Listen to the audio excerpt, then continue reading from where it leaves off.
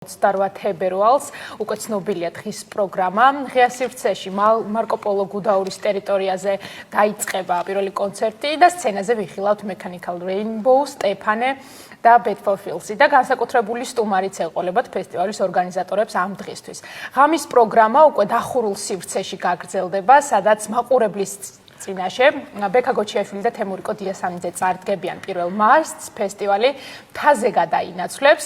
გაიმართება სამოყვარულო სათხილამურო შეჯიბრი, რომელშიც მონაწილეობის ყველა მსურველს შეუძლია რომ მიიღოს მონაწილეობა და უკვე დაჯილდოების შემდეგ გარე სივრცეში Freedom Stage-ზე მუსიკალური ნაწილიც გაგრძელდება, სადაც მსმენელებს ელოდებათ მწვანე ოთახი და არა მარტო. ფესტივალის ყველა ბილეთი თითქმის უკვე გაყიდულია, თუმცა 1 მარტის საფესტივალო დღეზე დასწრება თავისუფალია ყველასთვის. მუსიკა ათავისუფლებს. ტრადიციულად მთავარი მესიჯი უცვლელია. დღეს ჩვენ სტუმრებთან ერთად გვინდა ვისაუბროთ, რას ნიშნავს ამ მასშტაბის ფესტივალისთვის ის, რომ უკვე დაემატა კიდევ ერთი საკონცერტო არეალი და ეს არის გუდაური. მადლობას გიხდით პირველ რიგში, რომ შემოგვერთით.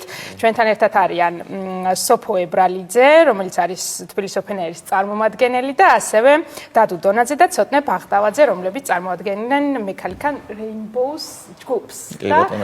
ხო, ერთ-ერთი თქვენი კონცერტი არის, რომელსაც ელოდებიან მოუთმენლად და როგორ მოუხდება უკვე მთას და თოვლს, თქვენგან საინტერესო. ხო, და რაღაც თუ ის ჩამესმის ყურში და მუსიკა და გლინტვეინი. უხდება ხო სრიალს ასეთი ტიპის კონცერტები. სოფო, შენგან რო დავიწყოთ, გადაწყვეტილება თქვენი მხრიდან, რომ იმ მასშტაბის ფესტივალი როგორც არის Open და ვიცით როგორი გულშემატკივარი ყავს ამ ფესტივალს, ახლა გადაგეტანათ რაღაცნაირად სხვა სივრცეში. თუ იყო თქვენთვის გამოწვევა და არსებობდა რამე სახის რისკები, თუ ზუსტად იცოდით რომ იქნებოდა წარმატებული და sold out-ი თითქმის 2 კვირით ადრე მეტი თუ არა. ხო, თბილისი Open Air არის ის ფესტივალი, რომელიც აერთიანებს ყველაზე დიდი რაოდენობის ადამიანს, სხვადასხვა გაგების, სხვადასხვა ასაკის. მუსიკა ათავისუფლებს აი ამის გარშემო 2009 წლიდან მოყოლებული ვერთიანდებით. ჩვენი იდეა არის, რომ თბილისი Open Air არის ზაფხულის ყოველწლიური ფესტივალი და ვიფიქრეთ, რომ წელიწადში ერთხელ შეხვედრა არ არის საკმარისი ჩვენს მსმენელთან. ზამთარსაც ხო უნდა მასშტაბური მუსიკა, რომელიც გაგვაერთიანებს და აი ამ იდეაზე დაფუძნებით გადაწყდა, რომ პირველი გამოშვება, ასე ვთქვათ, ზამთრის სეზონის იქნება გუდაურში. ჩვენ ფიქრობთ, რომ ყოველწლიური გახდება ფესტივალი, ისევე როგორც ზაფხულში, ზამთარიც. თავის განსხვავებულ მსმენელს კიდევ უფრო მეტად მოიზიდავს. მსმენელი იქნება უცხოელი, ხო ალბათ. თუ იყო თქვენი მხრიდან ეს გათვალთ, იმიტომ რომ ტურისტული სეზონია, გუდაურში ვიცით, რომ ძალიან ბევრი დამსვენებელია და რაღაცნაირად უფრო მეტად საერთაშორისო შეიძლება გახდეს, არა ეს ფესტივალი? რამდენად მეტად საერთაშორისო შეიძლება გახდეს, მაგას ვერ გეტყვით, არ ვიცი, მაგრამ კი, ზამთარს ყავს თავისი მომართული ტურისტები, ასე ვთქვათ, რომლებიც სასრიალოდ ჩამოდიან და ბუნებრივია ისინი შემოვერთდებიან ასეთ მასშტაბურ ფესტივალს. ამომწურავად აღნიშნე ყველაფერი, ლიზა რა დავამატო, არ ვიცი, ერთადერთი ვიტყვი, რომ ფესტივალის ბილეთები აღარ იყიდება, იმიტომ რომ დასრულდა გაყიდვა, ამოიწურა ყველა ბილეთი, რომელიც იყო გამოყოფილი ფესტივალისთვის. 28 თებერვალს 2 საათზე გაიხსნება კარი და პირველ 3 საათზე უკვე მოусმენთ პირველ ჯგუფს. თქვენთვის როგორც ორგანიზატორისთვის, სანამ გადავალთ შემსრულებელზე, რამდენად მნიშვნელოვანია თუნდაც ეს sold out-ი, როცა პირველად ცდი, პირველად გადიხარ, თქვათ, ქალაქიდან და ვიცით, რომ Open Air უფრო ზაფხულის ფესტივალი და სულ სხვა განწყობები არის ხოლმე ამ დროს და გაქვს sold out-ი. არ ვიცი, აი თქვენი მოლოდინები იყო წინასწარ ესეთი გათვლა ქონდათ, რომ ამ ტიპის წარმატება იქნებოდა. ესე გათვლა არ გქონია, მაგრამ დარწმუნებული რა თქმა უნდა ვიყავით იმაში, რომ ხარდაჭერა ძალიან დიდი ექნებოდა ფესტივალს. სწორედ იმიტომ, რომ თბილისი Open Air არის ყველაზე დიდი, მნიშვნელოვანი და მასშტაბური მოვლენა ჩვენს რეგიონში. შესაბამისად, სწორედ აღნიშნე, რომ ის გულშემატკივრები, რომელიც ამ ფესტივალს აი ამდენი წლის განმავლობაში ეს ერთგულად მოყვება და ეს თაობები, რომელიც იზრდება ფესტივალთან ერთად, ძალიან მნიშვნელოვანია. რა თქმა უნდა, ძალიან გასახარია ის, რომ სრული sold out-ი არის ფესტივალამდე თითქმის 2 კვირით ადრე. რამდენი წლიანი ისტორიას ითვლის Open Air? 2009 წელს დაიწყო თბილისი Open Air-ი,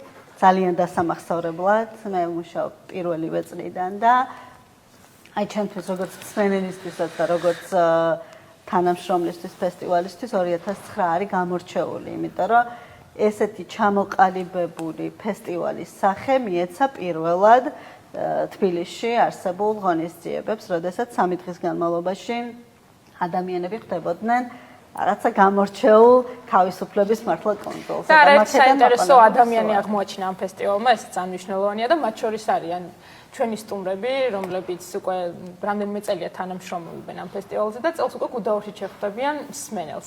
თქვენი ჯგუფი უნდა გაგვაცნოთ უფრო ახლოს პირველ რიგში და მერე თქვენ გამოცდილება, რა თქმა უნდა, ამ ფესტივალზეც, იმიტომ რომ ყველა აღნიშნავს, რომ განსაკუთრებული აურა, ის სეტები, რომელსაც აკომპლექტებენ ორგანიზატორები და ნუ ცალკე მსმენელი, რომელიც ძალიან პროგრესულია, ძალიან საინტერესო მსმენელი გყავთ ამ ფესტივალებზე. როგორი იყო ხო თქვენ ჯგუფის ისტორია პირველ რიგში, რომ გაგვაცნოთ ვინ ხართ? ჩვენ ვართ Mechanical Rainbow და 2018 წლიდან შევიკარით ესე ერთმანეთი გავისანით თან Facebook-ზე, თან არა და მაგის შემდეგ დავიწყეთ ერთად მუსიკის კეთება, რომელმაც საბოლოო ჯამში მოგვიყვანა 2023 წელს თბილისი Open Air-ზე, სადაც ეს იყო Singer Stage-ი. პირველად შევდგით ფეხი და 2023-დან მოყოლებული ლამბის ყველა Open Air-ის განსხვავებულ და არაგანსხვავებულ ფორმატშიც მივიღეთ მონაწილეობა, რაც რა თქმა უნდა დიდი პატივი და პასუხისგებლობა, იმიტომ რომ ეს იყო ჩვენი ბავშვობის ოცნება. ზოგადად საქართველოში როცა არტისტი ხარ, ალბათ პირველი რაზეც გეფიქრება, რომ ანუ Open Air-ზე უნდა დაუკრა და Open Air-ზე უნდა შევდგა ფეხი. შესაბამისად, გუდაურში მგონია რომ კიდე უფრო განსაკუთრებული აურა იქნება და ერთსული გვაქვს რომ სპეციალს შევხვდეთ. რა ტიპის მუსიკაზეა საუბარი? ზოგადად ჩვენი ჟანრიც არის სამოსულო. ალბათ ინდი პოპი, ცოტა ფსიქოდელიაც, bedroom pop-ის ხო? bedroom pop-ი, რაც აქტუალური იყო მაშინ, როცა დავიწყეთ. ნელა ჩვენ თავს კიდევ პოულობთ და ვეძებთ და სუძებნებში ვართ. ერთმანეთი როგორ იპოვეთ? ერთმანეთი ძალიან უცნაურად, იმიტომ რომ ეს ადამიანი საერთოდ არ იყო განხილული, ჩემი აზრით, რომ ჩვენთან დაუკრავდა და ერთ რეპეტიციაზე უბრალოდ გამოყვა თავის მეგობარს და უცბად ამ რეპეტიციაზე წამოდგა და გითხრა, რომ გასაკეთებთ თქვენი სიმღერები არ გაქვთ დაწერეთ და მეთქი ეს ადამიანი მართალია, მაგრამ როგორ უთხრა პირში ეგრევე რომ ეს მართალია, როცა ესე დგება. ანუ მაშინ არ ქმნიდით საავტორო მუსიკას, ხო როგორ? არა, cover მუსიკა ეს უბრალოდ აკავერებდნენ რაღაცას, მე არა. ხო და ეგრე გადაწყდა რაღაცა როლებიც ეგრე გადავინაწილეთ, ვინც რა ინსტრუმენტთან ვიდექით, იმ ინსტრუმენტზე დავრჩით. მე არასდროს არ ვყოფილი ვარ მომღერალი და ნუ მითხრეს რომ უნდა იმღერაო და მეთქი კარგი. გამოვიდა. და იყოს ეგ. არ ვიცი თქვენ გასაჯეთ. ძალიან მაგრად გამოვიდა, რომ Mechanical Rainbow არის დღევანდელი თანამედროვე მსმენელის ძალიან საყვარელი ჯგუფი. და ყველა მათი ლაივი არის მართლა ზეიმი. ანუ აი უცბად მარტო ლაივი, ნებისმიერი ვიდეო, რაც კი არ უნდა შეგხვდეს, აუცილებლად პლასტიკის ჩართულობით მოგანდომებს რომ აყვე რითმებს მთელი სხეულით, მთელი არსით. ეს არის თქვენი წარმატების მთავარი საიდუმლო. ეხლა დადუ მისმენ და გეღიმება ხო რა ეკავერებოდა თუ ამათ ხო გასაგებია, მაგრამ იცი რა არის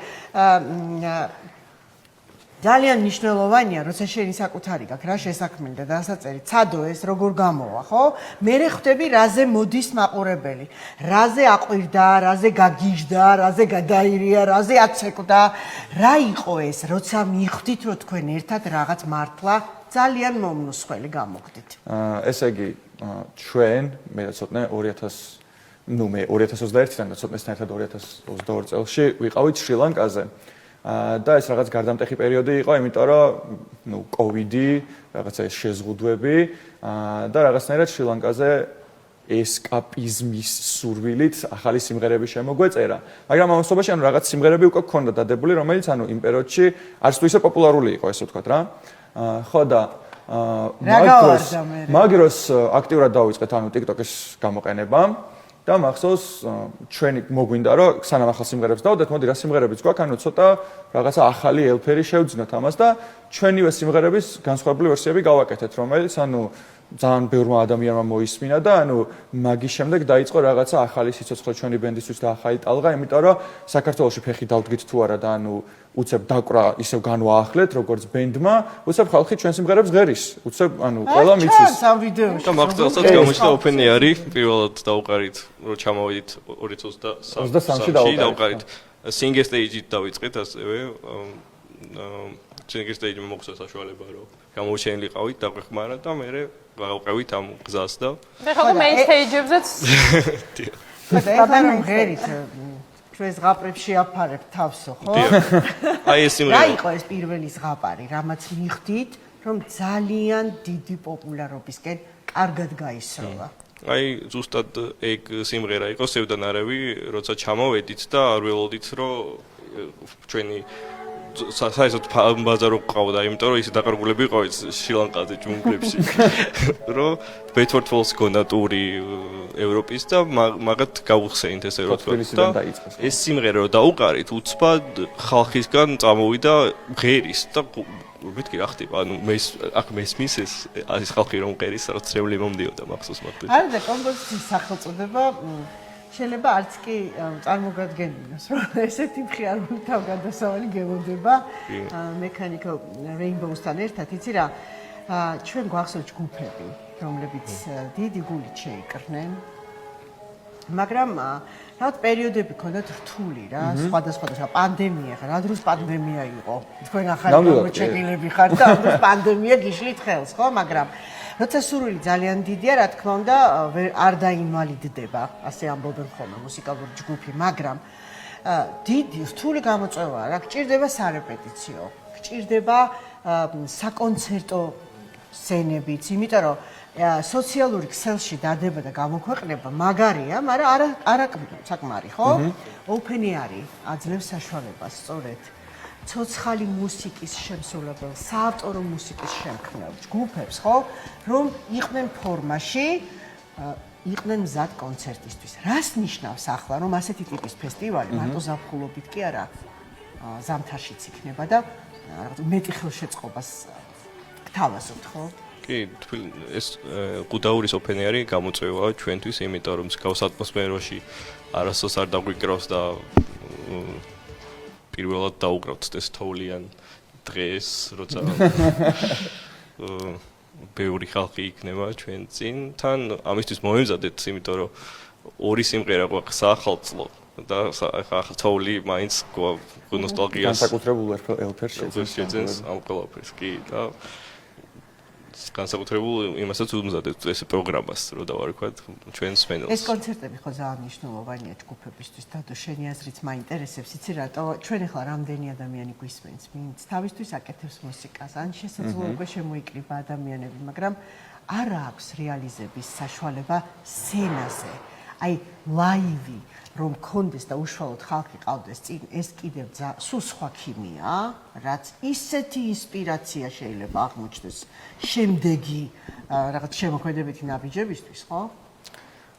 ზოგადად საპროტესტო რეალობაში ოპენიარი არის ის ფესტივალი, რომელიც ანუ მიგიღებს და ანუ საშუალებას მოგცემს, რომ ანუ შენი მუსიკა ხმამაღლა გაჟღერდეს ძალიან ბევრი განსხვავებული ადამიანის წინაშე, რაც ნებისმიერი არტისტისთვის და მსმენელისთვის ძალიან მნიშვნელოვანია, რომ ხალხი კულტურულად გავიზარდოთ და ნუ ამდენი წლის განმავლობაში ეს ასე ხდება და ასე გაგრძელდება, შესაბამისად ძალიან კარგი არის, რომ ახალ ფორმატშიც, რა ქვია, ზამთარშიც იქნება ოპენიარი. მაგარია. მე მაინტერესებს ამ ვიდეო რგოლებზე ვინ მუშაობს თქვენთან ერთად. რაღაც ასეთიო იქნებოდა, ვიცი, სცენარსაც თქვენ თვითონ იგონებთ და თქვენით იღებთ და სრულად გეკუთვნით თქვენ, ხო როგორც ვეხვდი. ესთეტიკა, ჩაცმა, ვიზუალი მხატვრობა, ყველაფერი მაინტერესებს. როგორ კეთდება, რომ ესეთი სახალისოა პოზიტიური და ძალიან ბევრი ნახვები აქვს, მე მის გამოც ალბათ, ხო, YouTube-ზე მაგალითად. ხო, ნუ ესთეტიკაზე რაღაცნაირად ორგანულად გამოგდის ეს რაღაცა ფერადი ესთეტიკა და თუნდაც ანიმაციები და ყოველთვის ფიქრობთ, რომ ანუ ვიდეოს კი არა და სიმღერას სჭირდება რაღაცა თავისი მკაცრი ვიზუალური იდენტობა და ამაზე ვფიქრობთ ხოლმე რა, შეიძლება ეს ანიმაციის მხრივ იყოს, შეიძლება ეს გადაღების მხრივ იყოს, რაღაცა პერსონაჟებად და უბრალოდ გვიზიდავს ეს ყველაფერი რა. როგორც ცალკე სიმღერის ჩაწერაზე ვმუშაობთ, ისე ვმუშაობთ მაგალითად ვიდეოზე და მის ესთეტიკაზე. და ძალიან მნიშვნელოვანია რომ თქვენ გეკუთვნით. კი. თავიდან ბოლომდე რაღაცნაირი შენი პროდუქტია და სხვანაირად თავიდან ბოლომდე ესე ვხატავთ, წერთ, ფიქრობთ, ბრეინსტორმით. თუ გაქვთ რაიმე სამომავლო გეგმები, ჩვენ ეთერით თუ ისარგებლებთ და მაყურებელს გაუმხელთ, სად შეძლებენ ხოლმე თქვენ მოსმენას, ბევრი ისაუბრეთ, რომ ჯგუფებისთვის ძალიან მნიშვნელოვანია ασეთი სივრცეები და თუ გაქვთ წინასწარ დაგეგმილი არც ტურები, კონცერტები, თუნდაც საქართველოში ან რეგიონებში. გვაქვს კოლაბორაცია, რომელსაც ჯერ გავასაიდუმლოებს. რა თქმა უნდა, ლაივები, რომლებიც ჯერ დაგეგმვის სტადიაზე არის და ბენდი ახლა აქტიურად მუშაობს ახალ სიმღერებზე, რომელიც წელს გამოვა. წელს იქნება წელი, როცა ალბათ ყველაზე მეტ სიმღერას გამოვუშვებთ, ეგრევე გადაწყვეტილი. საინტერესოა, ველოდებით პრემიერას. კავერებთან ერთად თქვენი საკუთარი სიმღერები. ხო, ეგრე გამოვიდა. სადღაა კავერები? გადუს მისვლის დღიდან იქ კავერები აღარ სრულდება. კავერი არ და გამოურიონ არ შეიძლება. მაინც იქნება რაღაც. დიდი მადლობა. სოფო და ბოლოს მინდა კითხოთ, გარდა იმისა, რომ ეს ჯგუფი ვიცით რა მასშტაბის მაყურებელს შემოიკრიბავს, იქ იქნებიან შემსრულებლები, რომლებიც გაცილებით ბევრი წელია უკვე თანამშრომლობენ თქვენთან და ხო რამდენად მნიშვნელოვანი ეს ტრადიცია, რომ ასეთი მასშტაბის მუსიკოსები იყვნენ. იგივე მწვანე ოთახს გულისხმობ ბექა გოჩიაშვილი და ასე შემდეგ. ხო, მნიშვნელოვანია, რომ თბილისი Open Air არის ეგ პლატფორმა, რომელიც საშუალებას აძლევს უკვე ძალიან წარმატებულ არტისტებს, რომ კიდევ ერთხელ გამოავლინონ თავიანთი ხარისხი, სიახლეები და გააცნონ მსმენელს და ასევე დამწყებ მუსიკოსებს, იმიტომ რომ თბილისი Open Air-ს აქვს თავისი პროექტი თბილისი Newcomers, სადაც ყოველწლიურად ახალბედა არტისტები ან უკვე ჩამოყალიბებული მუსიკოსები ახალი პროექტებით შემოდიან და იღებენ მონაწილეობას სწორედ იმიტომ, რომ გააცნონ თავიანთი თავი აუდიტორიას და მერე აიხდინან აცნება და მოხდან უკვე თბილისი Open Air-ის სცენაზე. წელს ძალიან მნიშვნელოვანია ზამთრის Open Air-ზე, რომ Mechanical Rainbows-თან ერთად იქნება Bedford Falls-ი, იქნება სტეფანე მღებრიშვილი ბენდთან ერთად, იქნება Reggie Snow და მე უკვე გადავინაცვლებთ ხამის Hideout-ის სცენაზე, სადაც როგორც უკვე აღნიშნე ბექა გოჩიაშვილი და თემურიკო დიასამიძე, სევდა და ჰარისონ ბიდიპი წარსდგებიან. როგორც უკვე აღნიშნე 28 თებერვლის ბილეთები სამწუხაროდ ჩვენ დასაბედნიერად. ვიღაცების სამწუხაროდ აღარ იყიდება, ამოწურულია, თუმცა 1 მარტს შეუძლიათ უკვე სხვა stage-ზე, Freedom Stage-ზე ნებისმიერ მონაწილეს მსმენელს ჩაერთოს როგორც რეალში, ისე მწვანე ოთახის და ანესიოს. არაჩვეულებრივი დიდი მადლობა. და ძალიან საინტერესო ვიკენდი ზამთრის დასასრული გაზაფხულის მოსვლა, ბევრნაირად სიმბოლური ღონისძიება იქნება. მადლობას გიხდით, რომ გვესტუმრეთ და უფრო დეტალურად მოგვიყევით ყველაფერი. სოფო ებრალიძე, დადუ დონაძე და ცოტნე ბაღდავაძე გსტუმრობდნენ. დაგემშვიდობებით.